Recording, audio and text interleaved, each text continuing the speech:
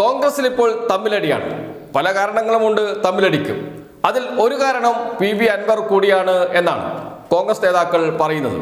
Junior മാണ്ഡ്രേക്കായി മാറിയിട്ടുണ്ട് PV Anwar എന്നർത്ഥം. PV അൻവറിന് കോൺഗ്രസിൽ ചേരണമെന്ന് ആഗ്രഹമുണ്ട്.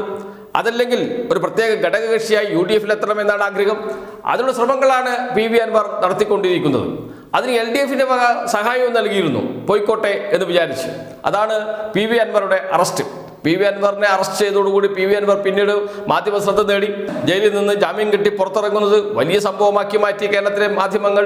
എന്തിനേറെ പറയുന്നു, മുസ്ലിം ലീഗിന്റെ സംസ്ഥാന അധ്യക്ഷൻ പാണക്കാട് സാദിഖ് അലി തങ്ങൾ രാവിലെ തന്നെ വിളിക്കുന്നു PV അൻവറെ കാണണമെന്ന് പറഞ്ഞുകൊണ്ട്.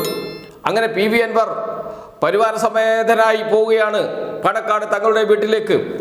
പാണക്കാട് തങ്ങളുടെ വീട്ടിൽ നേതാക്കൾ, മുസ്ലിം ലീഗ് നേതാക്കൾ എല്ലാവരും വന്ന് സ്വീകരിക്കുന്നു. അങ്ങനെ വലിയ സ്വീകരണമാണ് മുസ്ലിം ലീഗിൽ നിന്ന് PV അൻവറിന് ലഭിച്ചത്. എന്നാൽ എവിടെയോ വെച്ച് അത് തടയപ്പെട്ടു. ആരാണ് തടഞ്ഞത്? പ്രതിപക്ഷ നേതാവ് VD സതീശൻ തന്നെയാണ്. കോൺഗ്രസിലേക്ക് കൊണ്ടുവരണമെന്ന് ആഗ്രഹമുള്ള നേതാവുണ്ട് കോൺഗ്രസിൽ, KPCC പ്രസിഡന്റ് K സുധാകരൻ. അദ്ദേഹത്തിന്റെ പഴയ അനുയായിയാണ് PV അൻവർ. അതുകൊണ്ട് കോൺഗ്രസിലേക്ക് കൊണ്ടുവരണമെന്ന് അദ്ദേഹത്തിന് വലിയ ആഗ്രഹമുണ്ട്. പക്ഷേ അതും നടന്നില്ല. അവിടെയും തടഞ്ഞു VD സതീശൻ.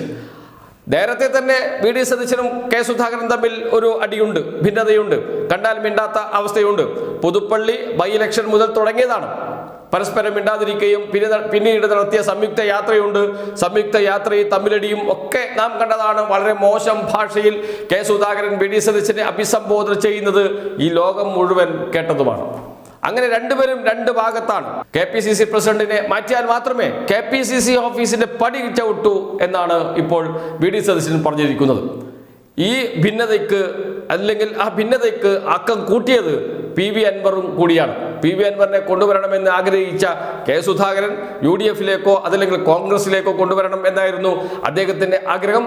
അത് പൂർണ്ണമായും തടഞ്ഞു VD സതീശൻ. കുഞ്ഞാലിക്കുട്ടിയെ വിളിച്ച് സംസാരിക്കുന്നു. ഒരു ആളും PV അൻവറിന് പിന്തുണ നൽകാൻ പാടില്ല എന്ന് പറയുന്നു.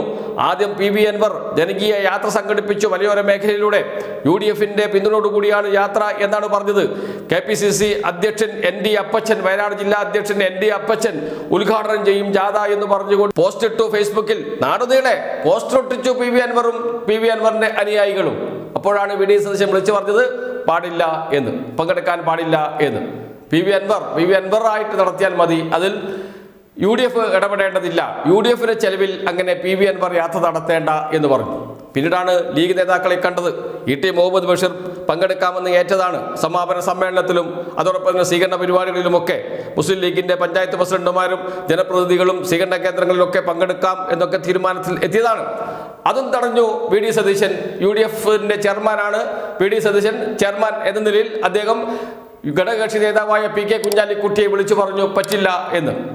UDF-ന്റെ ജാഥ പിറകെ വരുന്നുണ്ട്, അത് മതി, അതാണ് UDF-ന്റെ ജാഥ, PV അൻവറിനെ ആളെ കൂട്ടലല്ല നമ്മുടെ പണി എന്ന് പറഞ്ഞു. അത് അനുസരിക്കേണ്ടി വന്നു മുസ്ലിം ലീഗ് നേതാക്കൾക്ക്, PK കുഞ്ഞാലിക്കുട്ടിക്ക്. അങ്ങനെ PV അൻവറുമായുള്ള എല്ലാ ബന്ധവും അങ്ങനെ തന്നെ വെട്ടി VD സതീശൻ.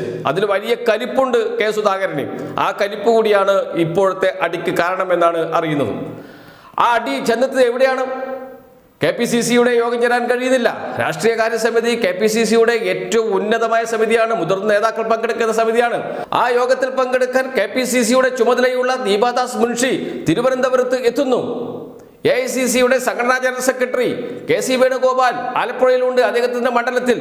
അദ്ദേഹത്തിന്റെ പരിപാടി ആലപ്പുഴയിൽ നിന്ന് തിരുവനന്തപുരം രാഷ്ട്രീയകാര്യ സമിതി യോഗം, അതിനുശേഷം ദില്ലി എന്നായിരുന്നു. രാവിലെ എത്തിയ ദീപാദാസ് മുൻഷി നേതാക്കളെ കാണാനൊരു ശ്രമം നടത്തി.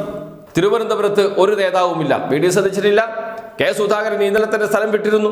UDF യോഗത്തിൽ പങ്കെടുക്കുന്നില്ല എന്ന് പറഞ്ഞ് UDF യോഗം ബഹിഷ്കരിച്ച് കണ്ണൂരേക്ക് പുറപ്പെട്ടിരുന്നു. പ്രധാനപ്പെട്ട നേതാക്കൾ ആരുമില്ല തിരുവനന്തപുരത്ത്. പ്രശ്നമൊന്ന് ചർച്ച ചെയ്യാം, എല്ലാവരെയും ഒന്ന് കാണാം എന്നുകൂടി കരുതിയിരുന്നു ദീപാദാസ് മുൻഷി. പക്ഷേ നിരാശയായിരുന്നു ഫലം. ആരെയും കാണാൻ പറ്റിയില്ല, അവർ തിരിച്ചുപോയി. നേരത്തെ അദ്ദേഹം KPCC സെക്രട്ടറിമാർ, DCC പ്രസിഡന്റുമാർ എന്നിവരുമായി ചർച്ചകളൊക്കെ നടത്തി ഏകദേശം ഒരു പുനഃസംഘടനയുടെ, ഭാഗികമായ പുനഃസംഘടനയുടെ ഒരു പട്ടികയൊക്കെ തയ്യാറാക്കിയതാണ്.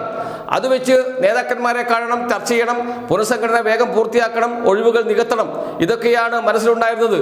എന്നാൽ ഒന്നും നടന്നില്ല.